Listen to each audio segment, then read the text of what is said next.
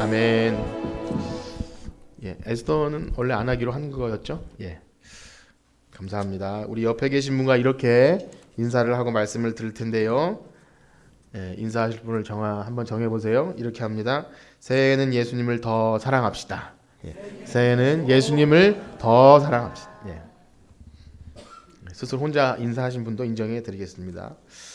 지난주에는 자비가 없는 자비의 집, 베데스다 연못, 베데스다의 뜻이 자비의 집인데, 자비가 없는 자비의 집 베데스다 연못에 38년 된 병자를 고쳐주시는 예수님을 만나보았습니다. 이 이야기는요, 우리에게 주시는 교훈이 너무나 많습니다. 그것은 하나님이신 예수님이, 하나님 본체이신 예수님이 그 눈앞에 나타나셨음에도 불구하고 네가 낳고자 하느냐 하는 질문에 그분이 자신에게 얼마나 놀라운 일을 해주실지 모른 채 저기다가 넣어주는 사람이 없어서 지금 이 꼬라지로 살고 있습니다. 이렇게 헛된 신앙만 바라보고 있는 무지한 인생의 모습을 보면서, 마찬가지로 우리가 예수님을 제대로 알지 못하면, 우리가 평생 교회 다니고 또 찬양하고 노래하고 말씀 받는데 그 예수님이 누군지 제대로 알지 못하면 여기 앉아있는 이 사람처럼 헛된 신화, 내 인생의 행복이 어떤 조건 때문에 이루어지는 줄 알고 그것만 구하는 사람이 되어서 그 전능하신 하나님께 허접한 것만 구하는 그런 무지한 인생이 될 수 있다.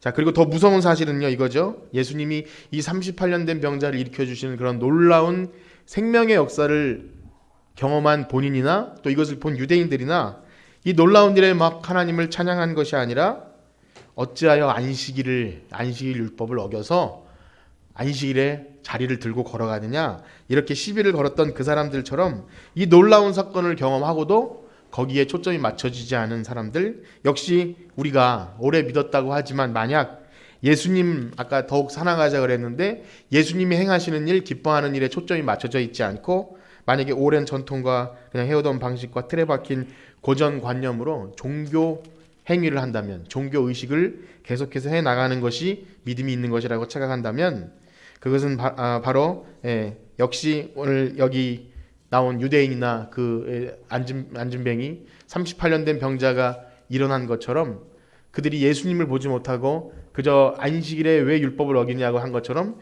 우리의 신앙도 그렇게 될 수 있는 그런 두려움을 가지고 이렇게 한번 축복합니다. 만약 우리가 관심이 해가 지나고 또 신앙의 연조가 높아질수록 우리의 관심이 예수님께 또 하나님이 하시는 일에 맞춰져 있지 않다면 우리의 관심과 시선을 돌려서 언제나 예수님으로 돌아가고 말씀으로 돌아가고 또 복음으로 돌아가서 정말 하나님이 기뻐하는 한 영혼 살리는 일에 우리의 마음과 관심이 있기를 이렇게 축복합니다. 자, 그래서요, 지난주 말씀 가운데 그런 부정적인 측면이 있음에도 불구하고 우리가 가장 눈여겨보아야 할 것은, 예수님은 그가 나를 배신할 것도 알았고 유대인들이 자신에게 시비를 걸 줄도 알았지만 이 일을 하신 이유와 목적이었습니다. 그것은 뭐냐면요, 5장 17절 말씀 한번 같이 읽어보겠습니다. 요한복음 5장 17절입니다. 자, 시작.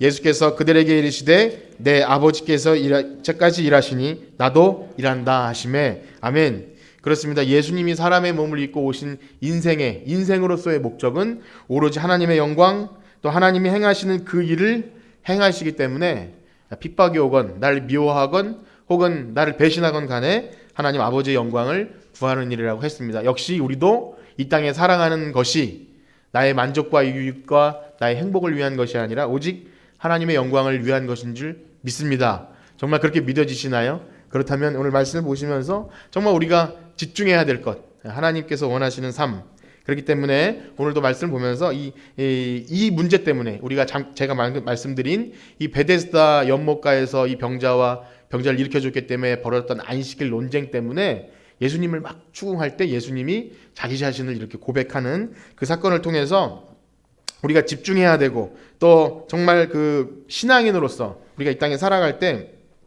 잊지 말아야 하는 것, 그러니까 정말 표정만 구하는 것이 아니라 예수님의 입에서 나오는 그 말씀이 무엇인지를 발견하는 여러분들 되시길 축복합니다. 그래서 이제 그 말씀을 드릴 텐데, 사실 이 말씀이 조금 좀 난해하고 해석하는데 굉장히 어렵습니다. 미리 그렇게 말씀드리니까 굉장히 저도 이제 부담이 되는데, 들으시면서 정말 이 본문의 내용이 정말 과연 그러한가라고 갸우뚱할 정도로 사실 좀 어려운 것 같아요. 사실 우리 예수님께서 이 말씀을 하시기 위해 이 표적을 했던 것입니다. 여러 번 말씀드렸지만 요한복음에 7가지 표적이 있는데 표적 자체가 중요한 것이 아니라 이 표적을 통해서 예수님이 무슨 말씀을 하시려고 했던 거예요. 그렇기 때문에 중요한 것은 이 표적도 참 귀하고 물이 변화의 포도주가 되고 또 무슨 일이 있어요. 왕의 신하가 고침을 받고 또 수가성 여인이 이렇게 체험을 하고 여기서 또 이렇게 38년 된 병자가 일어난 건 너무 중요하지만 그 이후에 예수님이 무슨 말씀을 하시는지가 사실은 더 중요한 거죠. 그런데 저나 여러분들이나 베데스다 38년은 기억할지 몰라도 그 이후에 그 유대인들과 이렇게 약간 논쟁을 하시면서 예수님이 하시는 말씀에 대해서는 우리가 잘 기억하지 못하는 것 같아요. 여러분 좀 기억하시나요? 저도 이 말씀을 이렇게 공부하면서 이런 게 있었구나 이렇게 생각이 될 정도로 잘 집중이 되지 않습니다. 그런데 한번 생각해 보십시오. 그 능력 많으신 예수님이 이 정도의 몇 안 되는 사람들에게 지금 그 기적을 행하신 것처럼 막 번쩍번쩍 능력을 행하시면서 본인을 그냥 믿게 하실 수도 있는 것 아닌가라는 생각이 들어요. 우리도 그런 기대를 할 때가 많이 있죠. 믿음이 좀 부족하고 뭔가 헷갈릴 때 하나님 그렇게 하지 마시고 그냥 좀 화끈하게 그냥 확 믿게 해주시는 뭔가 표적을 보여주세요라고 우리도 그런 마음이 들 때가 많이 있습니다. 저만 그런지 모르겠는데 여러분도 그러지 않습니까? 약간 헷갈리고 어려울 때 하나님 그냥 확 믿을 수 있는 뭔가가 있었으면 좋겠습니다. 근데 요즘도 약장사들이 파는 사람들이 있는지 모르겠는데 이렇게 마술쇼는 아니고 뭔가 깜짝 놀랄 거 해가지고 애들은 가라 그러고 와서 보여주고 약을 팔고 그러지 않습니까? 요즘도 그런지 모르겠는데 이렇게 할머니들이 많이 가는 곳에 어떤 거가 그렇게 좋은지 모르겠는데 많이 모여서 끝내는 그 비싼 의료기를 사게 만드는 상술. 어쨌든 사람들은 그것으로 사람들을 모이게 하고 믿게 하고 그것을 팔립니다. 근데 예수님은 상술을 부르실 필요도 없잖아요. 그냥 그 능력을 그냥 그대로 보여줘도 충분히 믿을 수 있는데 왜 그렇게 하지 않으시고 설득하고 막 그들과 논쟁하고 그렇게 하실까요? 참 이해가 되지 않아요. 자, 그런데 그런 것으로는 안 된다는 겁니다. 그러니까 우리의 믿음이 뭔가 반짝 이렇게 깜짝 놀라고 이게 진짜다 라고 할 만한 어떤 표적을 보고 믿는다면 그건 가짜고 예수님도 계속 말씀하시기를 그런 사람들에게 자신을 의탁하지 않으신다. 그들을 믿지 않는다 그랬어요. 자, 그럼에도 불구하고 여전히 오늘날 많은 교회 비슷한 곳에서 그런 일이 벌어지곤 합니다. 이렇게 깜짝 쓰러지거나 황홀케 하거나 요즘에도 그런 걸 하는지 모르겠는데 금리빨 되게 하는 그런 것도 있다 그래요. 어쨌든 그런 것이 우리의 마음을 잠깐 혹하게 할 수 있지만 결코 믿음에 이르게 하지 못한다는 겁니다. 그러면 뭐냐면요. 예수님은요. 복음을 전하시고 예수님이 하신 일은 복음을 전하시고 그리고 말씀대로 죽으셨습니다. 아주 간단한 것 같지만 굉장히 어려운 거죠. 말씀하시고 죽으신 거죠. 그 말은 뭐냐면요. 구원이 어떤 논리적이나 설득이나 감동으로 되는 것이 아니라 말도 안 되는 것 같지만 마치 광야에서 독뱀에 물려 죽어가는 사람들이 정말 모세에게 하나님이 허락하신 장대에 노수로 뱀을 만들어 달았더니 그것을 보는 사람만 살게 되었다는 그 이야기처럼 오늘 예수님께서 십자가에 달려 돌아가심을 믿으면 그것으로 구원을 얻는다는 거예요. 여러분 이것에 아멘 하신 분도 있지만 전혀 논리적이지도 않고 설득이 되도 않는 소리예요. 누군가에게 가서 십자가에 달리신 예수님을 믿으면 살아요 라고 하는 건 전혀 설득이 되지 않는 이야기입니다. 그러나 그것을 믿을 때 구원이 임한다는 거예요.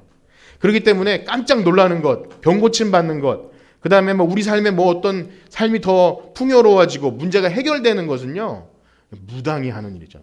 우상 잡신을 믿는 사람들이 하는 일입니다.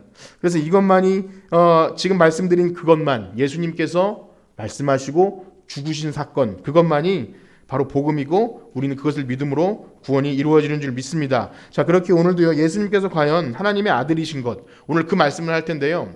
그래서 서로를 길게 하는 겁니다. 하나님의 아들이신 것 당연히 예수님이 하나님의 아들이시죠. 그런데 그게 왜 그렇게 중요한지 그리고 하나님께서 아들에게 어떤 권세와 능력을 주셨는지, 그리고 아들 되신 예수님께서 그 능력을 행하신다는 것이 바로 우리의 구원과 너무나 중요한 상관이 있는, 그래서 예수님께서 가지고 오신 그 능력을 우리에게 행하실 때 우리에게 구원이 임하고, 또 구원이 임한 우리의 삶은 과연 어떠해야 되는지, 그리고 세상에서 줄 수 없는 그것이 가장 큰 축복이며 복음이 된다는 것을 깨달으시는 여러분들 되시길 간절히 축복합니다. 자, 이제 19절을 읽도록 하겠습니다. 요한복음 5장 19절입니다. 시작. 그러므로 예수께서 그들에게 이르시되 내가 진실로 진실로 너희에게 이르노니 아들이 아버지께서 하시는 일을 보지 않고는 아무것도 스스로 할 수 없나니 아버지께서 행하시는 그것을 아들도 그와 같이 행하시느니라. 아멘. 이제 예수님이 38년 된 병자를 일으키신 그 사건 때문에 논쟁이 벌어졌어요. 안식일을 어겼다고 하는 그 유대인들을 향해서 진실로 진실로 너희에게 이르노니 하면서 예수님께서 본인의 이야기를 해주시는 거죠. 여기서 진실로 진실로는 우리가 아멘 하지 않습니까? 그 뜻이에요. 아멘, 아멘. 여기서는 왜 진실로라고 했는지, 말이기 때문에 그렇게 했는지 모르겠지만 성경에 아멘 있지 않습니까? 그 아멘 그 자체입니다. 그래서 이것을 풀어서 설명드리면, 이건 진짜인데 너 정말 믿어줘, 이건 진짜야, 이렇게 말씀하시는 그런 의미가 아니라 예수님만이 하실 수 있는 얘기입니다. 예수님만이 선포하시면서 아멘, 아멘 이렇게 선포하고 하는 얘기죠. 여러분, 이 세상에서 누가 과연 진실을 말할 수 있겠습니까? 진실. 사람들은 뭐 진실을 알기 원하고 진실은 숨길 수 없고 막 이런 얘기를 하지만, 사실은 우리가 이 땅에 사는 동안 어떤 진실도 사실 상대적입니다. 상대적이라는 건 상황에 따라 변하고 입장에 따라서 다 다를 수 있다는 거예요. 아무리 세상에서 TV나 뉴스에 말 잘하는 사람들이 나와서 이게 진실이고 이게 정의라고 부르짖지만 사실은 편협하죠.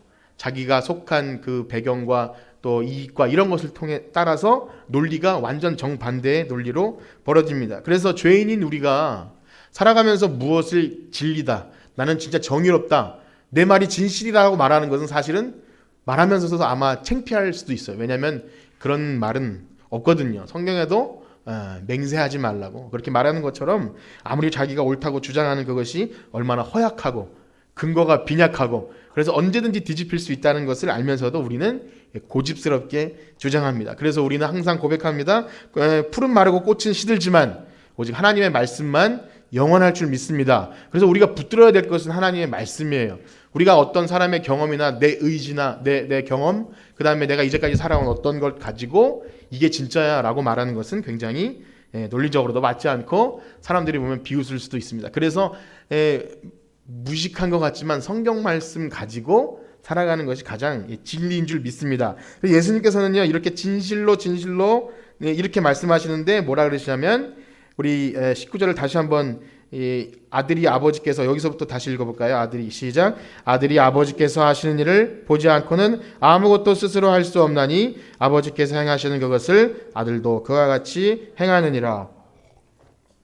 자, 일단 예수님은요, 하나님을 아버지라고 그렇게 표현하고 자신을 아들이라고 하십니다. 우리는 성경에서 이미 여러 번 들어서 이 삼위일체, 성부 하나님, 성자 예수님, 또 성령님, 성령 하나님, 그렇게 해서 삼위일체가 계시고 뭐 그렇게 많이 배우고 이게 받아들였어요. 우리는 그것을 믿어요.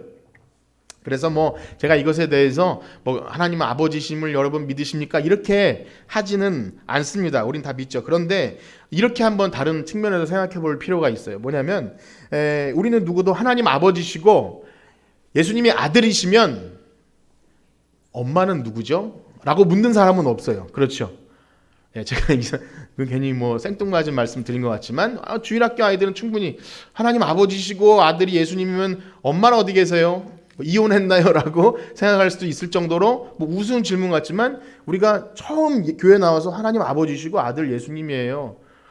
그러면 또 그분들이 이게 부자지간이네요. 이렇게. 근데 이게 우리가 세상에서 살고 있는 육신적인 부자지간은 아니지 않습니까? 그래서 왜 그런 표현들을 사용하신 걸까요? 뭐 우리 다 알지만 첫째는요, 인간이 알아들을 수 있는 가장 근접한 그런 표현을 쓰신 거예요. 하나님과 예수님의 관계를 그렇게 설명해 주신 거죠. 물론 이후에 조금 더 말씀드리겠지만, 시대가 변하고 이 급변하는 사회 문화적 환경 속에서 그 진정한 의미가 사실은 많이 왜곡되고, 우리가 살아가는 실제의 삶 속에는 정말 이 아버지와 아들 관계가 정말 그러한가 본질적으로 어려운 게 너무나 많습니다. 그렇기 때문에 우리가 생각해야 할 것은 하나님이 창조하시고 타락하기 이전에 가장 아름다웠던 그런 거의 하나하나 마찬가지인 그런 상태, 죄가 들어오기 전에 가장 아름답게 완전히 사랑하고 완전히 신뢰하는 그런 관계 속에 아버지와 아들이라는 관계로 이해가 되어져야 할 것입니다. 두 번째는요, 지금 예수님께서 유대인들에게 하시는 이 표현 속에서는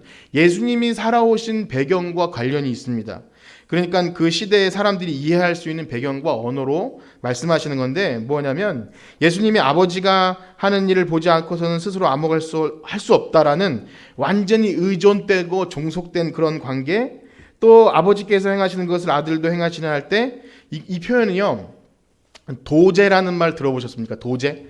예, 그게 뭐냐면 어떤 기술을 배우기 위해 다른 사람의 보호와 지도 아래에 있다는 그런 거예요. 그래서 그 기술을 배우기 위해 그 보호와 지도에 들어가면 그가 하는 일을 모든 것을 보고 그대로 따라하면서 기술을 연마하는 거예요. 거기다가 가업을 잇는 아버지가 그 일을 할 때 아들이 그 일을 그대로 답습하는 그런 배경을 가지고 말씀하신 거예요. 예수님의 아버지, 그러니까 친아버지는 사실 아니죠. 양아버지의 직업이 목수였어요.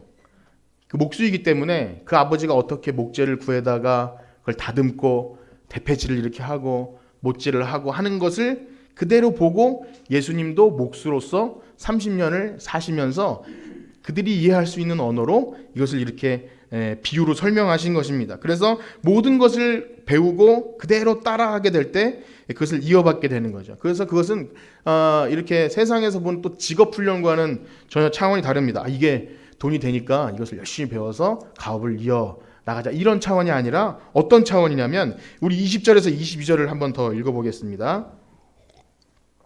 20절에서 22절 시작. 아버지께서 아들을 사랑하사 자기가 행하시는 것을 다 아들에게 보이시고 또 그보다 더 큰 일을 보이사 너희로 놀랍게 여기게 하시리라. 아버지께서 죽은 자들을 일으켜 살리심같이 아들도 자기가 원하는 자들을 살리느니라. 아버지께서 아무도 심판하지 아니하시고 심판을 다 아들에게 맡기셨으니. 그러니까 아버지와 아들의 이런 관계가 완전한 사랑 관계에 있어요. 그저 기술을 연마해 주는 정도가 아니라 완전히 사랑하기 때문에 자신이 행하는 일을 아들에게 다 보이는 완전한 신뢰 관계 속에 있고요. 지금까지 보인 일, 여러 가지 지금 표적을 보였잖아요. 예수님이 하신 일보다 더 큰 일들도 보여주실 거예요. 죽은 나사로도 살리게 될 거고요. 이제까지 아직까지 죽은 사람 살린 요한복음에 기준했을 때 그런 일은 없는데 그런 일을 하고, 궁극적으로는 예수님이 죽으시고 부활하심을 통해서 많은 사람이 온 인류가 구원을 얻는 그런 일들도 하신다는 것이고, 마지막 심판하는 권세도, 이 시절엔 심판도 아들의 손에 맡기셔서 아버지가 다 심판을 하면 보낸 아들의 의미가 없지 않습니까? 그렇기 때문에 그 심판까지도 맡기시는 거예요. 완전히 신뢰 관계에 있다는 거죠. 우리는 예수님을 이미 하나님의 아들로 믿습니다. 여러분 믿으시죠? 사실 이건 그 믿음이에요. 그러니까 우리가 이것을 가지고 너 믿어 말해서 막 설명하는 게 아니라 예수님이 하나님의 아들이신 것은 동등이라는 거죠. 완전히 우리가 이 땅에서 이해할 수 있는 가장 아들이 아버지를 대리로 할 수 있는 가장 대표라면 그렇게 이해될 정도로 동등이에요. 그런데 유대인들은요, 유일하신 여호와 하나님을 섬긴 그들은 목수의 아들인 어떤 예수라는 사람이 나타나서 내가 하나님을 아버지라고 부르고 난 아들이고 내가 곧 그다, 내가 모든 권세를 다 가지고 있다 할 때 죽여야 돼요. 신성 모독인 거죠. 이건 말도 안 되는 일입니다. 죽여야 되고, 그렇기 때문에 예수님은 결국 죄목이 그가 하나님을 아버지라고 불렀기 때문에 죽임을 당할 수 없었다는 그냥 엄청난 발언인 거예요. 둘 중에 하나입니다. 아주 미친 사람이거나 아니면 완전히 하나님을 모독하는 사람인 거죠. 근데 여러분, 우리가 이러한 예수님께서 하나님과 자신의 관계를 이런 완전한 신뢰와 사랑 관계 속에 있다는 것을, 가업을 잇는 이 아버지와 아들 관계를 비유를 설명할 때 여러분 좀 잘 와 닿으셨나요? 이게 참 어려운 겁니다. 우리가 실상 성경을 읽을 때 보면 성경 속에 비유가 많이 있는데 어떤 비유는 그냥 한 번에 이렇게 깨달음처럼 이해가 잘 되는 것이 있는 반면에 어떤 비유는 어려워요. 예를 들어서 고린도전서 13장 같은 데 보면 지금은 거울로 보는 것 같이 희미하나 그때는 얼굴과 얼굴을 맞대고 보리 할 때 그 거울과 같이 희미하다 할 때 이게 무슨 말인지 사실 지금같이 선명한 거울이 있을 때는 왜 거울로 보는 게 희미하지? 생각이 들 수 있지만 그때는 거울이 청동 거울 같은 거였거든요. 그렇기 때문에 당연히 칼라를 보이는 게 아니라 뭔가 희미해요. 그리고 쭈글쭈글하니까 그런 의미에서 거울로 보는 것 같이 희미하다. 또 저는 어린이 주일마다 참 난감한 본문이 어린아이와 같지 않으면 결탄코 천국에 들어갈 수 없다. 요즘 어린아이가 어디 정말 어린아이인가요? 예, 정말 어려운 거죠. 물론 우리나라도 과거에는 어린이라는 말을 만들 정도로 그 방정환 선생이 만들 정도로 어린이를 사람 취급 안 해서 애들은 가라 아주 쓸데없는 존재처럼 했기 때문에 그때는 어땠을지 모르지만 지금은 어린이가 되게 귀하죠. 점점 아이를 안 낳는 그런 시대이기 때문에 그런지 몰라도 아주 귀합니다. 인권이 굉장히 많이 신장을 했어요. 근데 예수님 때는요 아주 더합니다. 사람으로 치질 않았어요. 그냥 뒤에 있는 소유물 같은 것입니다. 그렇기 때문에 예수님께서 애들이 올 때 막 그렇게 하니까 어린아이와 같지 않으면 할 때는 정말 나는 아무 가치도 없는 쓸데없는 존재라고 인식하는 겸손한 그런 사람을 의미한다는 거겠죠. 여기 아버지와 아들의 비유도 그 시대적 배경과 가업을 기술이 있는 그런 의존된 관계이겠구나. 가업을 있는 아들은 그렇겠구나 하면서 어렴풋이 이해할 수 있을지 몰라도 사실은 우리의 모습을 살펴보면 잘 와닿지 않을 수 있습니다. 왜냐하면 오늘날 우리의 삶의 대부분을 형성하고 있는 이 가족 관계를 가지고 성경에서 많은 이야기를 하지 않습니까? 그래서 신랑 되신 예수님, 그다음에 여기서 하나님 아버지, 또 하나님과 우리의 관계를 비유할 때 뭐 이렇게 방금 말한 건 남편, 수가성 여인 할 때도 그런 것처럼 진정한 남편 얘기를 했는데 만약에 다행히도 자기가 속한 가정이 가장은 아니더라도 행복하고 아까 전에 그 어떤 권사님께서 새로 결혼한 집사님에게 행복하죠? 그런가 지금 너무 행복하죠? 라고 하는 걸 제가 엿들었어요. 예, 누군지는 지금 행복하지 않으면 안 되죠. 하면서 가정이 가장 행복한 상태에 있을 때 전 속으로 좀 오래 가야 되는데 뭐 이렇게 생각을 할 정도로 우리가 실상 살아가는 가정의 모습은 천국이지 않습니다. 교회 다니는 사람이 가정 천국이죠라고 할 때 우리의 소망인 거죠. 여러분 가정에 속했지만 핍박당하시는 분도 계시고 충분히 어려울 수 있고 그런 상태에서 만약에 이 가정을 가지고 귀한 진리의 말씀들이 우리에게 들어왔을 때 우리의 경험에 비추면 왜곡되는 경우가 굉장히 많이 있어요. 남편에게 상처를 받았던 어떤 아내였다면 예수님이 우리의 신랑이요 남편이세요라고 하면 그 상처받았던 남편이 오바랍 돼가지고 마음이 어려울 수도 있겠고 실제로 어떤 자매는 그런 얘기를 들었어요. 이제 교회 나와서 예수님을 믿기로 결정을 하고 교회 다니는데 하나님이 우리의 아버지 되십니다. 그런데 그 자매의 기억 속에 굉장히 나를 어렵게 했던 아버지의 모습이 연상되면서 그게 그렇게 힘들었다고 하나님을 아버지라고 부르는 게 그렇게 힘들었다고 하는 그런 얘기를 들은 적이 있어요. 자, 그런 뭐 여러 가지 예를 생각해서 봤을 때, 그러니 만약 우리 삶에 부모님과 완전한 사랑 관계에 있어도 어렴풋이 이 관계는 아름답구나라고 생각하기 쉽지만 만약에 그렇지 못한 관계에 있다면 이게 좀 와닿는 일이 아니지 않을 수 없을 것입니다. 그래서 저도 이 말씀을 한 주 내내 준비하면서 굉장히 힘들었어요. 마음이 어려운 것은 정말 하나님 아버지와 아들 되신 예수님의 이런 완전한 모습을 생각해내기 위해서 아버지와 아들의 모습을 이렇게 연상했을 때 굉장히 오랜 기억을 끄집어내서 소환시켜야 이 아버지와 아들의 관계를 생각해낼 수 있는 현실이 너무나 좀 암담했습니다. 그래서 굉장히 이거 어려운 상황인 거죠. 어릴 때는 그래도 한 주차니만 했을 때 어서 싸우고 이제 돌아오면 아빠 기도해 주세요 하면 기도도 해주고 이런 생각들을 끄집어내야 했고 또 이렇게 재밌게 뭔가 이렇게 뭘 고치고 만들 때 완전히 꼬봉이 되어도 괜찮을 것 같다라는 그런 생각을 하고 지낼 때는 이게 참 완전한 관계겠구나 생각을 하지만 그것이 아주 오랜 기억들을 창고 같은 데서 뒤집어 까가지고 열어서 기억을 소환해내어야 될 수밖에 없는 그런 현실을 살아가고 있는 저만이겠습니까? 다 친하시죠? 아버지나 어머니 다 친하시죠? 어쨌든 그런 관계 속에서 있을 때 하나님이 아버지 되시고 아들 예수님이 완전한 신뢰 관계 속에서 서로를 믿고 순종하고 그 모든 마음을 알아서 무슨 일을 하든지 아버지의 뜻대로 하는 그걸 생각했을 때 이게 굉장히 어려운 본문이었어요. 그래서 주소로 엄청 읽어도 답이 나오지 않는 그랬습니다. 그런데요, 그런 안타까운 우리의 현실에도 불구하고 우리에게 주시는 이것이 복음이라는 것을 깨닫게 됩니다. 이게 참 큰 은혜인데요.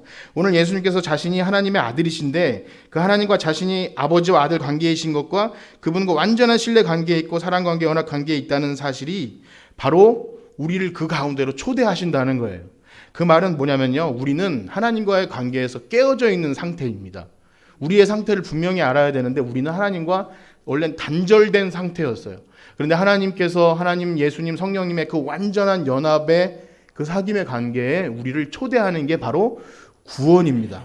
우리가 구원을 여러 가지로 얘기할 수 있지만 하나님과 단절된 관계가 회복되는 게 구원이에요. 그래서 아들 예수님이 하나님을 그렇게 표현할 때 완전한 하나님, 나를 완전히 믿어주시고 나는 하나님 아버지의 뜻대로 완전히 행해도 기쁜 그 관계 속에 우리를 초대해 주시는 게 바로 구원인 줄 믿습니다. 그러니까 구원은 뭐 어디 가서 재밌는 곳에서 맛있는 것을 먹고 그냥 기쁘고 노래하고 이런 것도 뭐 틀린 것은 아니지만 태초에 하나님께서 만드신 완전한 그 관계 속으로 우리를 초대해 주시는 거예요. 자, 다시 말씀드리면 그것이 구원이라는 거죠. 여러분 그 나라를 소망하십니까?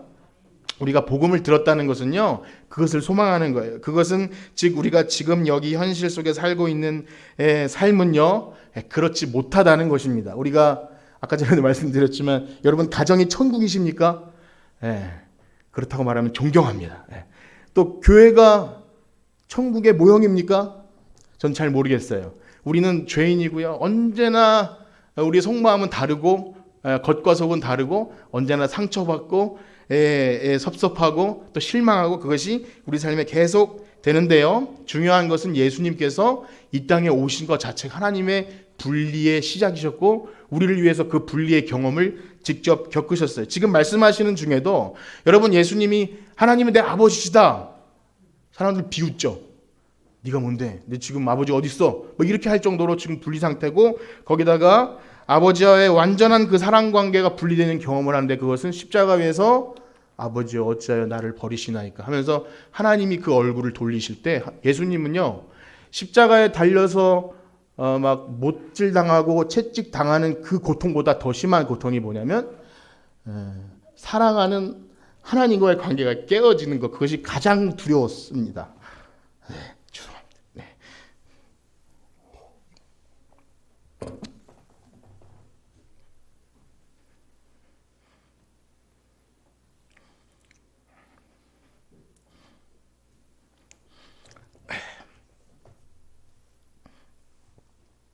그래서 우리 신앙인들이 이 땅에서 살아가면서 가장 두려운 건요, 여러 가지 어려운 삶도 있지만 중요한 건 사랑하는 관계가 깨어지는 것이 가장 두려운 거예요. 사랑했던 성도가 떠나가거나 혹은 사랑했던 관계들이 섭섭해지거나 신뢰관계가 무너지면 분리의 경험은 가장 두려운 것입니다. 예수님께서 이 땅에서 아버지여 어찌하여 나를 버리시나이까 했던 그 고통은요, 십자가에서 못 박히는 고통이 아니라 하나님이 자기를 버렸다는 고통을 함께 느끼신 것입니다. 우리가 이 땅에 살아가면서 너무나 어려운 일이 많이 있지만 가장 어려운 것은 사랑하는 사람과의 관계가 깨지는 거죠.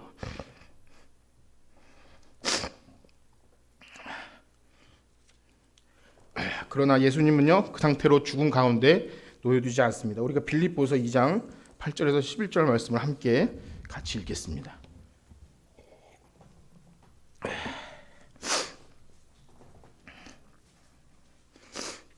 시작. 사람의 모양으로 나타나사 자기를 낮추시고 죽기까지 복종하셨으니 곧 십자가에 죽으심이라. 이러므로 하나님이 그를 지극히 높여 모든 이름 위에 뛰어난 이름을 주사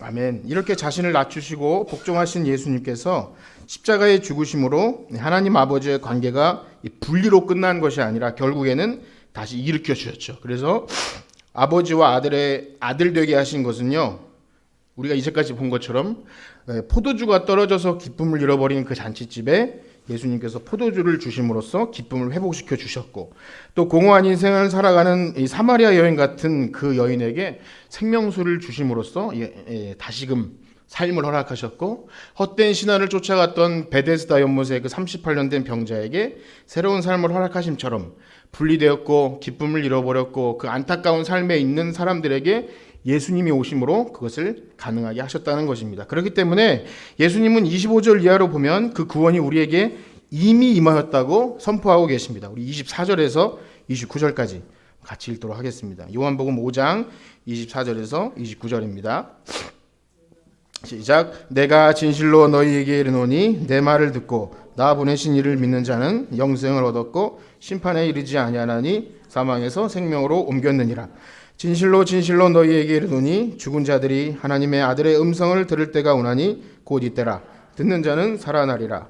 아버지께서 자기 속에 생명이 있음같이 아들에게도 생명을 주어 그 속에 있게 하셨고 또 인자됨으로 말미암아 심판하는 고난을 주셨느니라. 이를 놀랍게 여기지 말라. 무덤 속에 있는 자가 다 그의 음성을 들을 때가 오나니 선한 일을 행한 자는 생명의 부활로 악한 일을 행한 자는 심판의 부활로 나오리라. 아멘. 그렇습니다. 죄로 인해서 죽었던 우리가 하나님과 모든 관계가 단절된 우리 하나님의 아들 예수님의 음성을 듣는다는 것이 곧 복음의 시작인 줄 믿습니다. 그리고 그 구원의 때는 이미 임했어요. 그러니까 이제 앞으로 올 것이 아니라 예수님은 이미 임했다고 말하는 겁니다.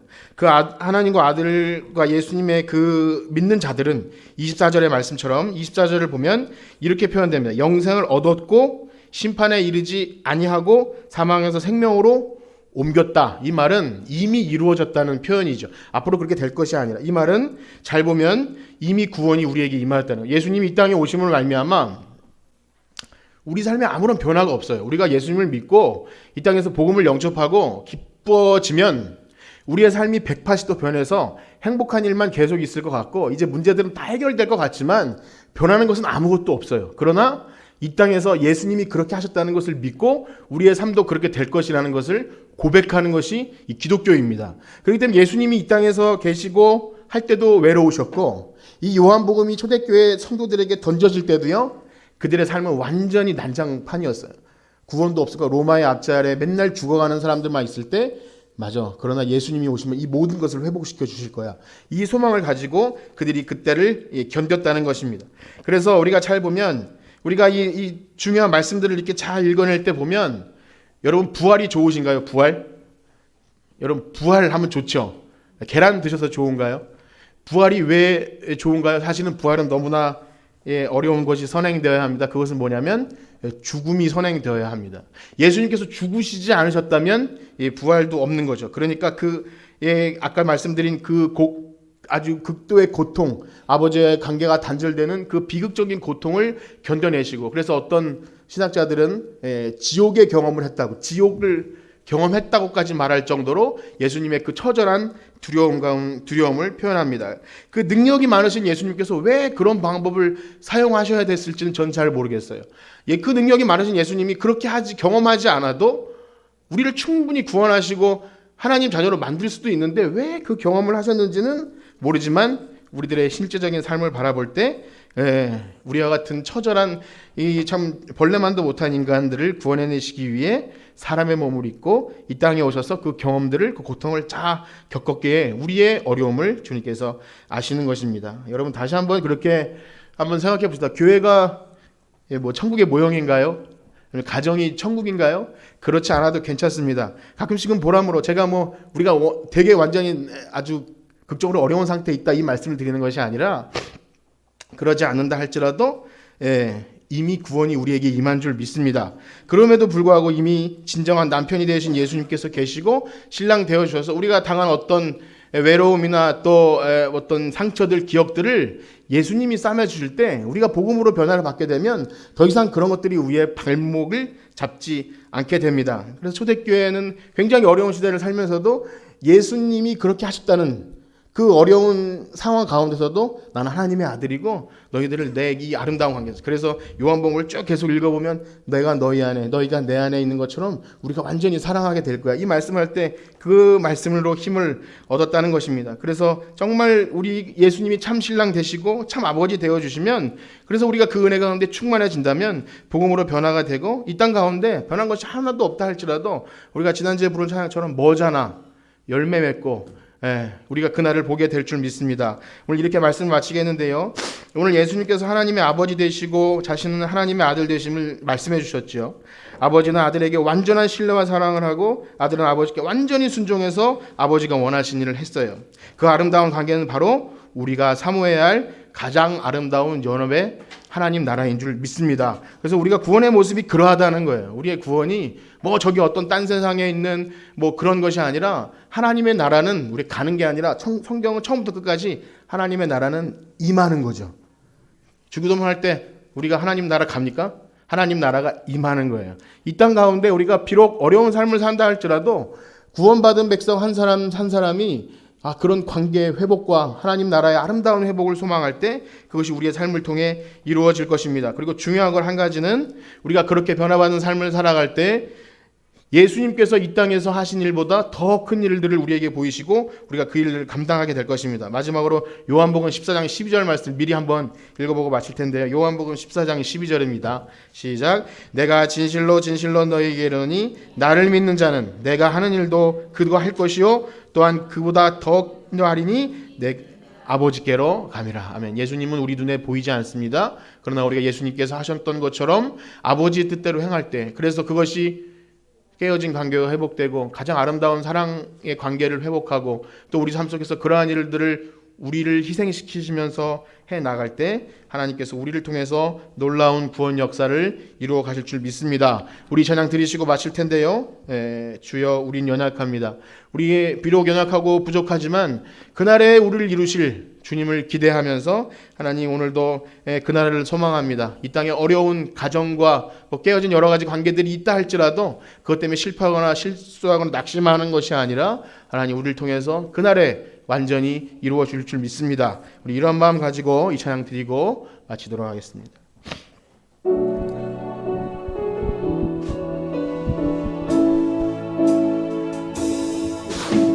주여 우린 연약합니다. 우린 오늘을 힘겨워합니다. 우린 오늘을 힘겨워합니다. 주 뜻 이루며 살기에 부족합니다. 우린 연약합니다. 주여 우린 넘어집니다.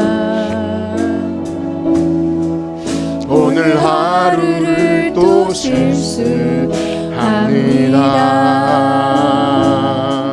주의 긍휼을 구하는 죄인입니다. 우린 주만 바라봅니다. 아멘. 한없는 주님의 은혜, 한없는 주님의 은혜 온 세상 위에 넘칩니다. 가릴 수 없는 주여와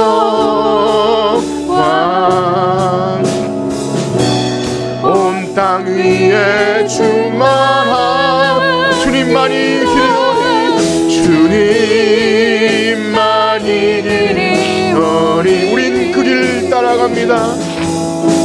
우린 그 길 따라갑니다. 그날에 우리를 이루신 그날에 우리를 이루신 주는 완전 한없는 주님의 은혜, 한없는 주님의 은혜 온 세상 위에 넘칩니다. 아멘.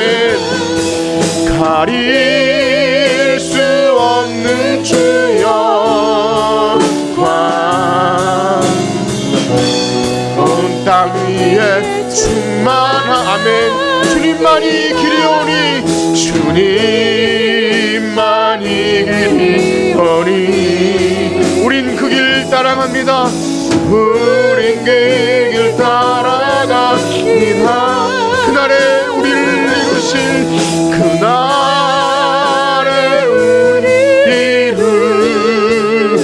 하나님 주는 완전합니다. 주는 완전합니다. 아멘. 우리 들으신 말씀 가지고 기도할 때 우린 연약하고 부족하고 주 이룰 수 없는 죄인이지만 주님이 완전하셔서 우리의 모든 어려움과 깨어진 것을 회복시키시러 이 땅에 오셨으니 그것이 복음인 줄 믿습니다. 우리가 그 예수님 믿고 오늘도 예수 그리스도의 복음 붙들고 이 땅에 깨어진 것들을 회복하며 하나님 나라 이루어가길 소원합니다. 우리 그런 마음 가지고 주의 이름 성으로 짓고 기도합니다. 주여 주여 주여. 하나님 아버지, 주님만이 길입니다. 우리의 깨어진 관계들과 우리 연약함과 부족함과 미련함들은 오직 주님께서 걸어가신 길을 따라갈 때 모든 것이 회복되어지고 하나님, 우리 연약하고 부족하지만 그 나라에 이루실 하나님을 찬양하고 기대합니다. 하나님, 이것이 과연 우리에게 복음입니까? 예수님의 말씀이 우리에게 정말 복음입니까? 그렇다면 우리 복음대로 살아가게 하여 주시옵소서. 하나님, 깨어진 관계들을 회복하고 하나님 나라가 이 땅 가운데 임할 수 있도록 우리를 사용하여 주시옵소서. 하나님, 미련하고 약하지만 하나님 여전히 한 해가 바뀌어도 우리의 삶은 여전히 그대로인 것 같고 아무것도 해결되는 것이 없는 것 같고 여전히 우리를 괴롭히고 우리의 마음을 어렵게 하는 것들은 여전히 그 관계 속에 있습니다. 그러나 하나님, 우리가 거기에 있다 할지라도 하나님은 우리를 완전한 관계 속으로 우리를 초대하십니다. 하나님 나라가 이 땅 가운데 임한다는 것은 하나님의 영원한 아름다움 속으로 우리를 초대하신다는 것이니 우리가 그 길 따라가길 소원합니다. 하나님, 주님께서 온전히 역사하셔서 주의 말씀에 순종하게 하여 주시고 하나님 말씀 가운데 우리가 살아갈 수 있도록 도와주시옵소서. 하나님 감사합니다.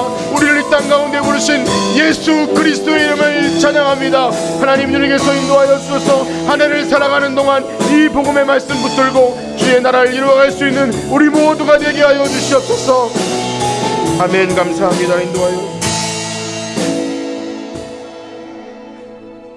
이제는 우리 주 예수 그리스도의 은혜와 하나님의 무한하신 사랑하심과 성령님의 교통하심이 오늘 예수 그리스도의 복음을 듣고 우리 삶 가운데 혹 아무것도 변한 것이 없다 할지라도 그 놀라운 일을 이루실 하나님을 기대하며 살아가기를 원하는 성천교회 성도들 머리 위에 이제로부터 영원토록 함께 있으시옵소서.